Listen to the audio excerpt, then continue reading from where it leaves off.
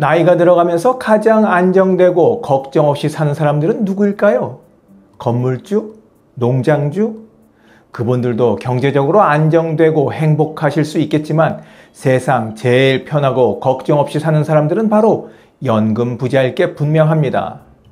건물주처럼 유지보수 걱정 없이, 농장주처럼 날씨 걱정 없이 매달 정해진 날에 맞춰 통장에 현금이 따박따박 꽂히니 연금만 있으면 부러울 게 없습니다.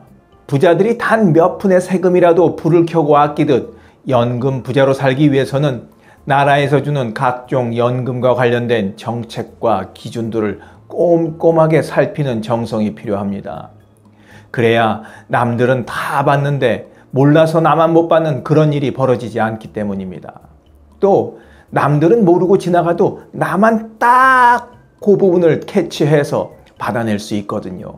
그럼 지금부터 연금 알부자들이 꼭 챙기는 4가지 연금 전략에 대해 하나하나 말씀드려 보도록 하겠습니다.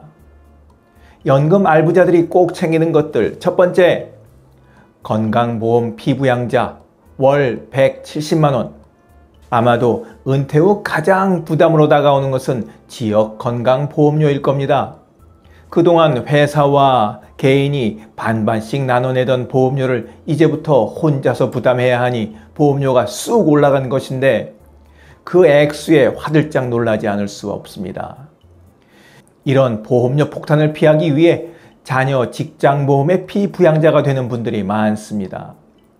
이렇게 되기 위해서는 반드시 월 170만 원이라는 숫자를 기억해야 합니다. 피부양자를 따지는 연소득 기준이 2022년부터 강화돼서 2천만 원으로 크게 낮아졌습니다. 무주택자이고 다른 소득이 전혀 없어도 국민연금, 공무원연금, 군인연금 같은 공적연금 등을 1년에 2천만 원 이상, 즉 월 170만 원 이상 받으면 피부양자에서 탈락하게 됩니다. 또 알아둬야 할 점은 부부의 피부양자 자격 여부를 따질 때입니다. 헷갈리기 쉬운 점인데 피부양자 자격은 부부의 재산과 소득을 각각 따로 계산합니다. 부부 합산이 아니라 개인별로 판단한다는 말씀입니다. 하지만 부부가 피부양자에서 탈락해서 건보료를 내야 할 때는 부부 합산으로 계산해서 부과됩니다.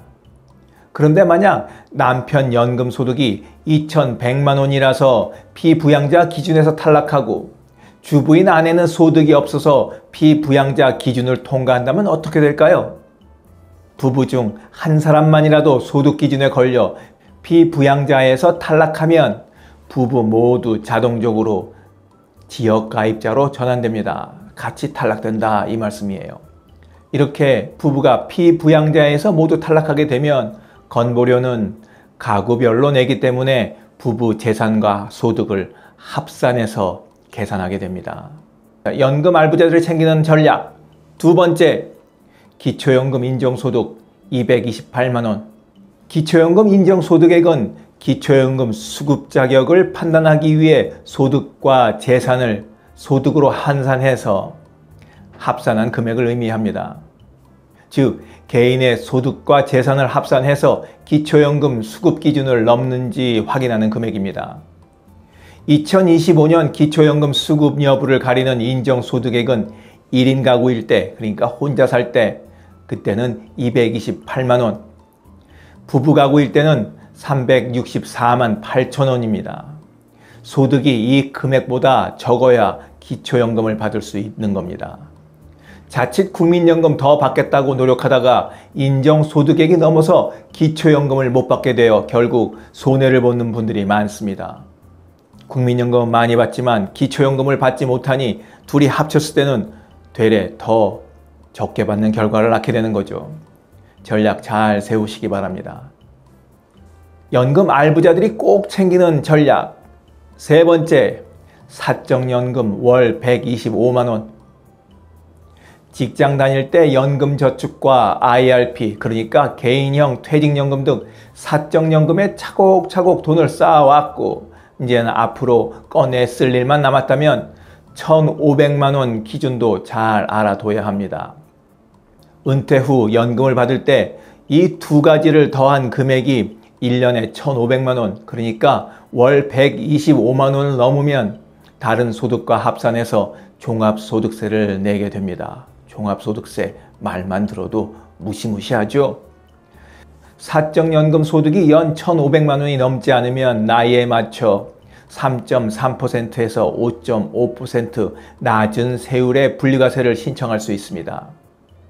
하지만 사적연금 소득이 연간 1,500만 원을 초과하는 경우에는 6.6%에서 49.5%까지 하는 이 넓은 범위의 종합과세와 16.5% 하는 분리과세 중에 유리한 쪽을 선택해야 합니다.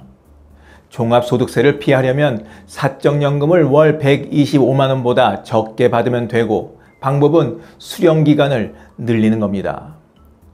짧게 많이 받지 말고 길게 좀 적게 받아서 종합소득세를 내지 말자, 이런 전략인 겁니다. 연금을 단기간에 많이 받고 싶다는 마음에 덜컥 신청했다가 예상치 못했던 세금 폭탄을 맞을 수 있다는 점 꼭 유의하시기 바랍니다. 연금 알부자들이 꼭 챙기는 전략 네 번째, 마지막, 국민연금 연 770만 원. 국민연금을 받으면 소득세를 내야 한다는 사실 알고 계십니까? 이 사실을 알게 되면 대부분 어떻게 이럴 수 있냐는 반응을 보입니다.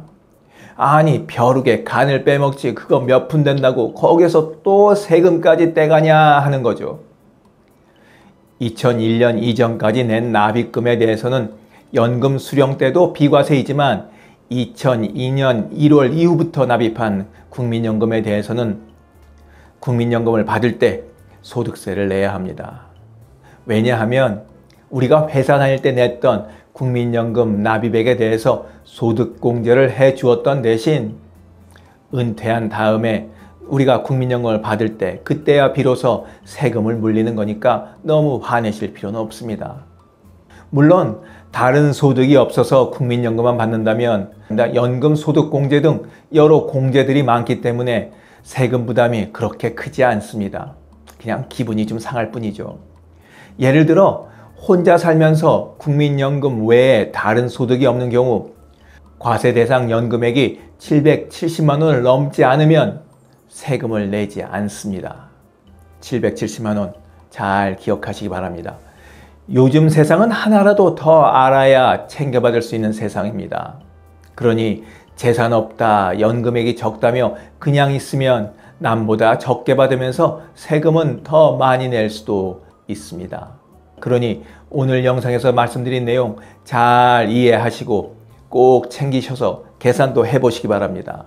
영상을 보신 모든 분들이 세상에서 가장 마음 편하게 사는 연금 부자로 살아가시길 바라면서 오늘 이야기 마치도록 하겠습니다. 지금까지 원더풀 인생 후반전이었습니다. 감사합니다.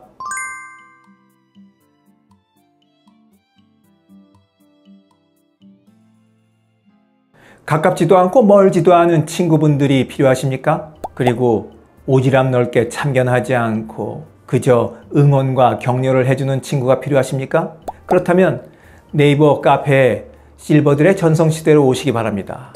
그곳엔 33,000여 명이 넘는 회원들이 여러분들을 기다리고 있습니다. 댓글 맛집으로 이름난 네이버 카페 실버들의 전성시대에서 만나 뵙겠습니다. 감사합니다.